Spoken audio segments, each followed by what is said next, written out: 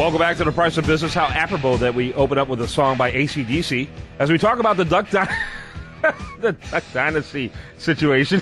Oh, that's just terrible. Anyway, A&E, went after Phil Robertson. They didn't have the intestinal fortitude to go after the whole family.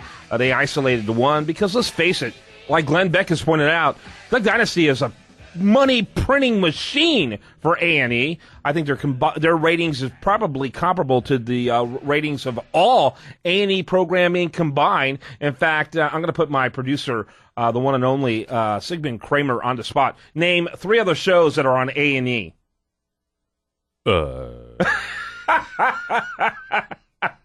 You're really smart, so I knew if I said one, you'd come up with one. But I knew you couldn't come up exactly. It's abba. Honestly, it's just I stopped watching A&E when they went away from actually having arts and entertainment on there. It's kind of like when MTV stopped showing music videos. Yeah, I'm sorry. I just A&E, change your name for God's sake. Yeah. About the only thing in the music, channel I'll occasionally listen to is VH1 Classic. I'll watch VH1 Classic because they still do videos. But other than that, I don't understand what MTV is. I really don't get it.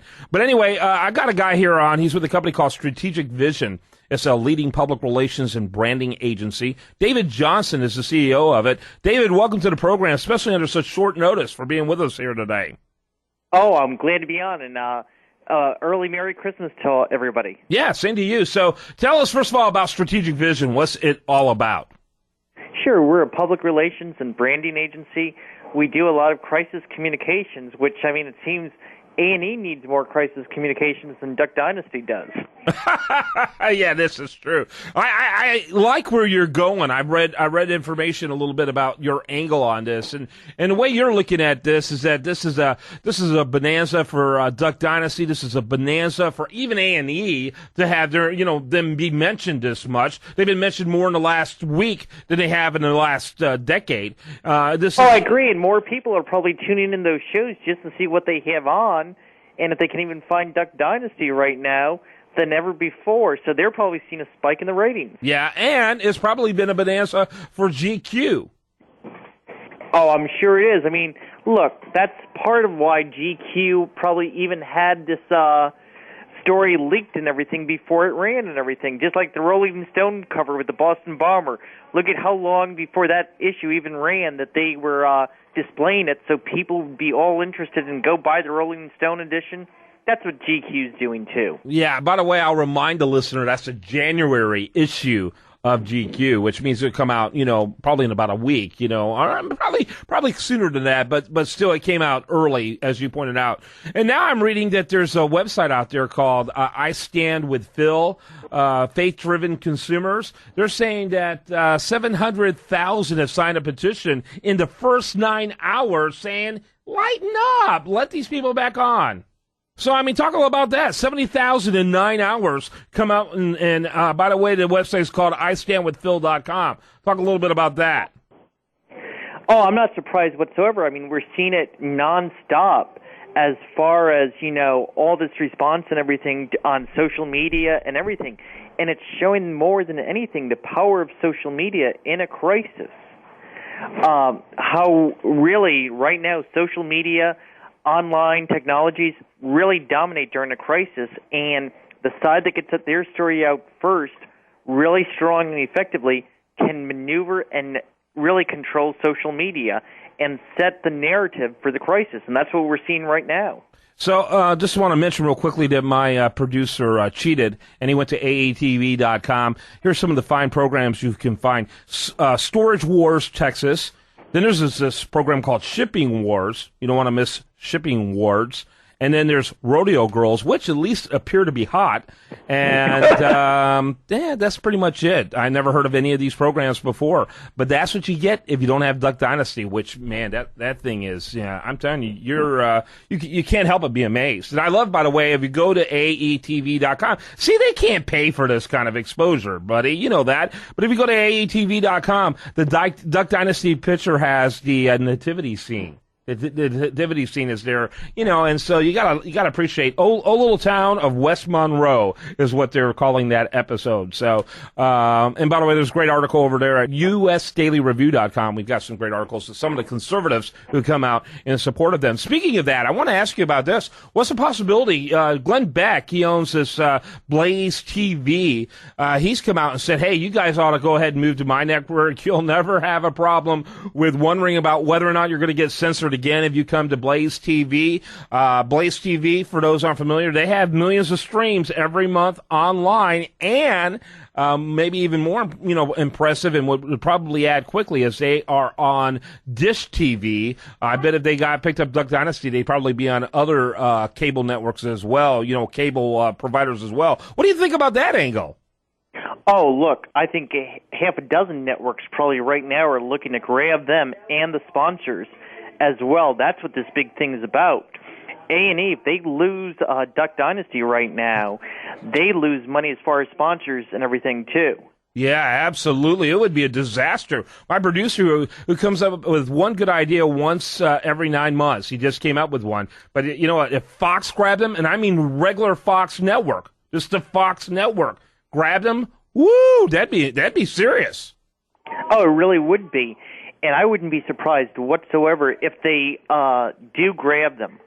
I wouldn't either. I mean, it would be, and they have the bucks to help them get out of that problem of the agreement that they had. And if nothing else, I know how those agreements are standard. They're 6 months. Do you know how much pent up demand would be for Duck Dynasty in 6 months? Oh yeah, and they Duck just call it something else. They call it the Duck Commander or the Duck Commandos or whatever. This isn't going to go away in 6 months. No, it'll be blazing. It's going to continue. And I mean, look, you got clothing, you got food, you got half a dozen things. This is a strong brand. His comments were authentic to their brand. I mean, look, their brand is based on, they tell it like it is. They're authentic and they're very Christian-like. Yep. That's why they're surviving. They didn't do anything that really was seen as out of character for their brand. The only thing that I would ever question is, why the heck did he interview with GQ? That's not his demographic. That's not his demographic. And GQ got him because no one reads it.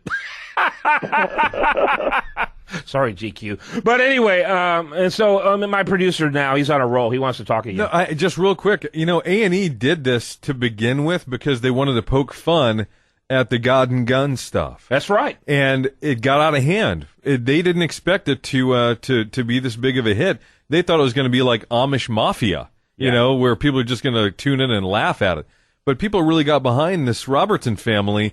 And yeah, and he's making a lot of money off the Duck Dynasty brand right now. But let's face it, they're about to give up a big cash cow.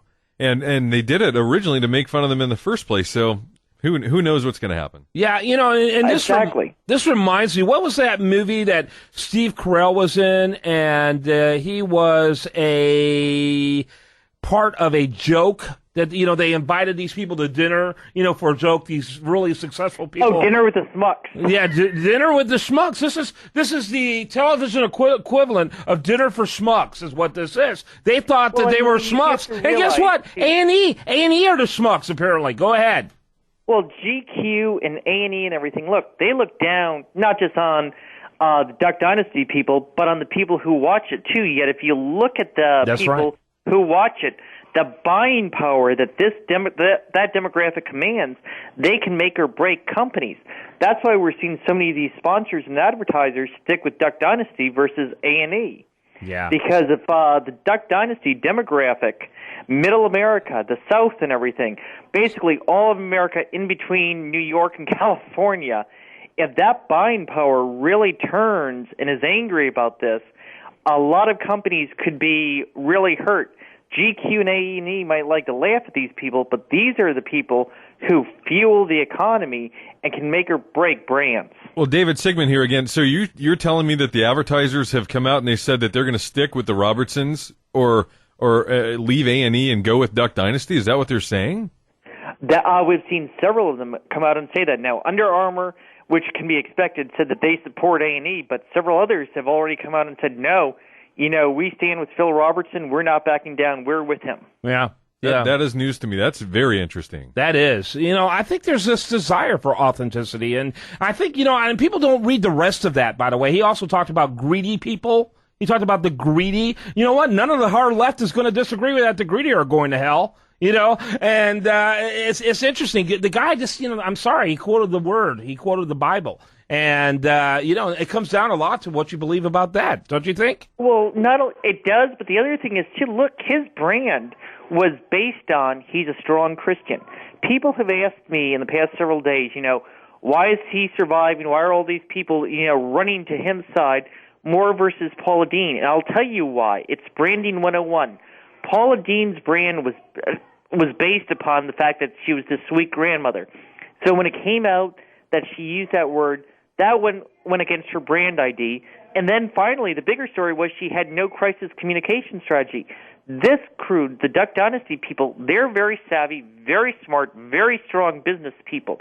Number one, his comments basically reinforced their brand identity, that he's authentic and Christian, and that's how he spoke. The other thing is, when this story hit, if you look at how Duck Dynasty has handled this compared to Paula Deen, Phil Robertson issued a statement saying, look, I was a wild person in the 60s, did drugs, did this, found Christianity. I'm a strong Christian. These are my beliefs. I did not intend to disrespect anyone. Then he went quiet. They had people come to their defense. Of course, his family members did, but they had other people in television come to his defense, along with Bobby Jindal, the governor of Louisiana, yes, Sarah Palin, even Geraldo Rivera come to his defense. They didn't go crazy, so that's why he's surviving. These people are authentic, and they're savvy business people. Yeah, absolutely. By the way, there's a great article at usdailyreview.com that has a list of all the different individuals that have come out. My producer wants to chime in again. David, one last question. Have you heard that that maybe possibly this was actually a calculated move on the part of Phil Robertson and A&E, that Phil had made There's a lot of comments rumors about that. I've heard that rumor over and over again. that he said he wanted out, and that this may be a way out, but it's possibly gonna help A&E as well, because it's caused such a firestorm of interest in A&E and Duck Dynasty. Oh, yeah, and I mean, it's the holiday period, so it couldn't happen for a better time for them, because all the talk is now going to be on, of course, Duck Dynasty. And you got to feel sorry for Barack Obama. He thought he was going to get some kudos by snubbing Putin at the Olympics, and now everyone's even forgotten that story. Yeah, absolutely. No question about it. And it's kind of funny how contextually similar those two stories are. Man, what a great job, David Johnson, coming under such short notice. He's from Strategic Vision. What's your website over there, David?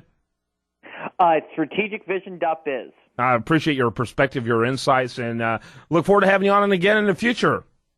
Thank you. Bye-bye. When we come back, much more for you. I do want to remind you, best content here shows up over there at usdailyreview.com. Stay tuned for more right after this.